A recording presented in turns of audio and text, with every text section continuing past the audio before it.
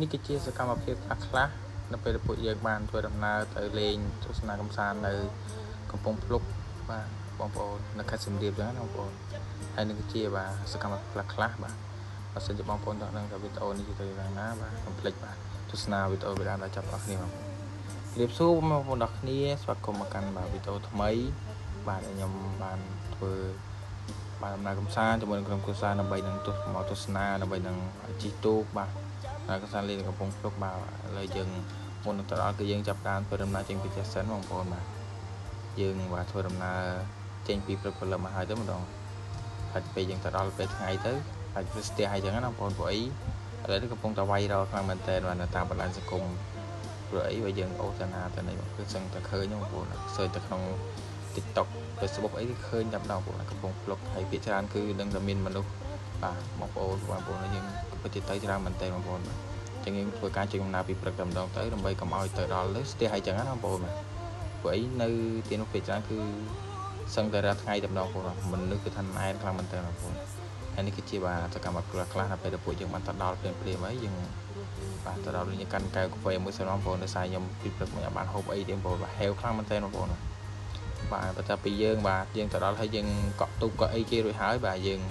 ជិះក្រុមគ្រួសារយើងមួយចឹងមកហើយយើងបាទថតសកម្មភាពបាទខ្លះបាទទេសភាពពិតជាស្រស់ស្អាតមែនទែនបងប្អូនបាទនេះដល់ពេលបងប្អូនណាចូលចិត្តថតរូបបាទនៅមាត់ទន្លេឬក៏ថតរូបតាមបាទប្រភេទទឹកអីចឹងណាបងប្អូនបាទនេះគឺជាសកម្មភាពខ្លះបាទដល់ពេលពួកខ្ញុំបានទៅដល់គ្មានធ្វើអីទេបងប្អូនអើយបាទទៅដល់នេះបាទរឹមផងអីផងគេថាគេលយណាវាឈួតទាំងនេះហើយនេះគឺជាសកម្មភាពខ្លះរបស់ពួកខ្ញុំមុនដល់ពេលពួកខ្ញុំទៅដល់គឺពួកខ្ញុំចាប់តាមជាថតបែបហ្នឹងតែម្ដងបងប្អូន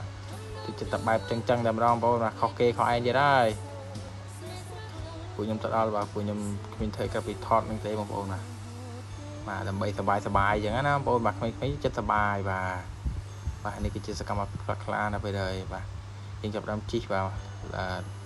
មើលកំសាន្តបាទនៅលើទឹកអីចឹងណាបងប្អូនបាទយើង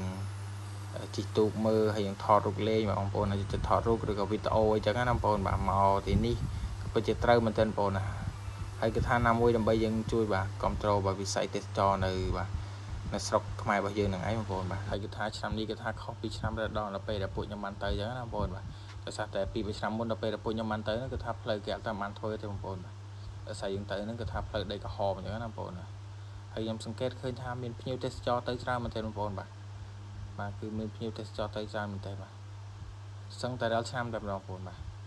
ដោយសារតែបាទគេចាប់ផ្ដើមធ្វើផ្លូវអីចឹងទៅគឺថាស្រួលជិះខ្លាំងមែនតើបងប្អូនបាទទៅភ្ញៀវទេសចរចាប់ផ្ដើមកាន់តែច្រើនឡើងចឹងណាបងប្អូនបាទឥឡូវយើងចាំមកចាប់ផ្ដើមបាទទិញបាយមកហូបទិញអីសិនបងប្អូនបាទយើងជួបជាមួយនឹង idol របស់យើងបាទឈ្មោះថាតារាបងប្អូនបាទបើចង់ស្គាល់កាត់តំណមកខ្ញុំបានណាហើយពួកខ្ញុំទៅដល់នេះខ្ញុំបាទថតលេងផងអីផងបងប្អូនបាទគឺថាយើងជិះទូកបដើយើងញ៉ាំអីបដើថតលេងអញ្ចឹងណាបងប្អូនបាទខ្ញុំទៅដល់ខុសគេទៀតហើយដល់នេះដូរ2ឈុតដូរអីណាបងប្អូនបាទចុះកន្លែងទិញមកហូបទិញអីមិញដូរបានមួយឈុតដែរពាក់ខោដូរខោអាវដូរអីវិញសំណំរបស់គេដែរបងប្អូនបាទហើយនៅពេលយើងបានធ្វើដំណើរទៅមុខបន្តិចបាទយើងក៏បានឈប់ហើយក៏បានធ្វើដំណើរមកវិញក៏បានជួបម៉ាក់យាយបងប្អូនបាទ3នាក់បាទ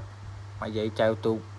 បាទ3នាក់គីបស៊ីនអញ្ចឹងណាបងប្អូនបាទថ្ងៃនេះជួប idol របស់យើងទៀតហើយបាទបើបងប្អូនណាបាទចង់ស្គាល់ idol របស់យើងបាទតារានេះអាចតំណមកខ្ញុំបានបងប្អូនបាទ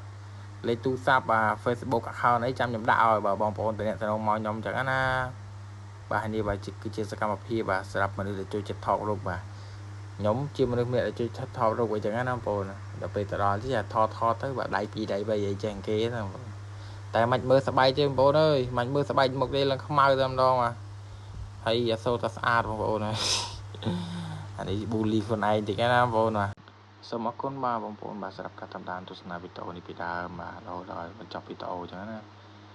ហើយបើសិនជាបងប្អូនបាទពេញចិត្តនៅវីដេអូមួយនេះបាទកុំភ្លេចបាទជួយ support ខ្ញុំម្នាក់មួយបងប្អូនបាទបាយបាយបងប្អូនជួបគ្នាវីដេអូក្រោយ